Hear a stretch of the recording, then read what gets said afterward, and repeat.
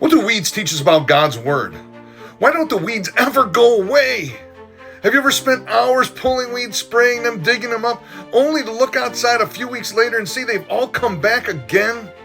No matter where you live, no matter what kind of soil, if you have soil, you're going to have weeds. They push through flower beds, gardens, sidewalks, even the cracks in the concrete. People have been fighting weeds for thousands of years, yet they still have not come up with a solution to stop them, and they never disappear.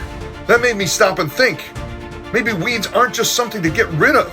Maybe they're also something to learn from. The Bible begins talking about weeds almost immediately after sin entered the world. In Genesis 3:17 through 18, "Cursed is the ground because of you. It will produce thorns and thistles for you." After Adam and Eve sinned, God didn't curse work itself. He cursed the ground. From that moment on, every harvest would require effort and every beautiful garden would face resistance. That's still true today. Weeds remind us that we live in a fallen world. They're a daily reminder that life was never promised to be free of problems. Maybe that's exactly the lesson we need to remember. Jesus didn't ignore this picture, he used it. In the parable of the weeds, Jesus explains that an enemy planted weeds among the wheat. The servants wanted to pull them up immediately. Matthew 13:29 through 30, "No," he answered, "because while you are pulling up the weeds, you may uproot the wheat with them. Let both grow together until the harvest." Jesus wasn't teaching gardening. He was teaching us about life. We all ask God, why don't you remove every problem? Why don't you eliminate evil today? Sometimes God's answer is he's protecting the wheat while allowing history to unfold in the final harvest. He sees what we cannot see. Jesus also gave us another promise that we often forget.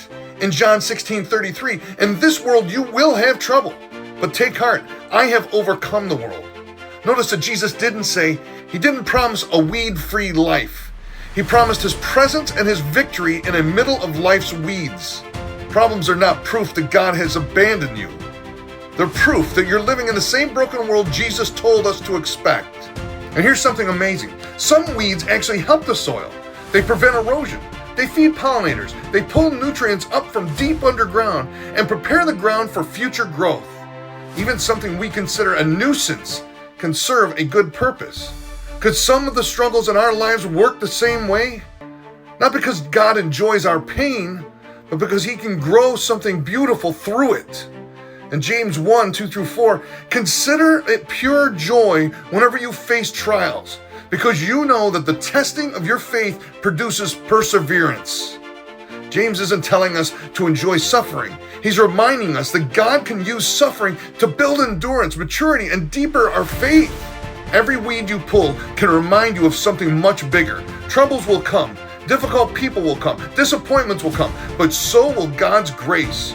One day Jesus will remove every weed forever. Revelation 21:4, he will wipe away every tear from their eyes. There will be no more death or mourning or crying or pain. That is our hope. Until that day, don't lose heart when you see weeds in your yard or in your life. Instead, remember this. The weeds don't mean the gardener has left. They remind us that he's still growing something worth harvesting.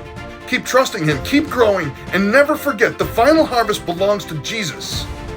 I'd love to hear your comments. Give us a like. Subscribe to Checklist Ministries and keep walking in the victory of God's kingdom.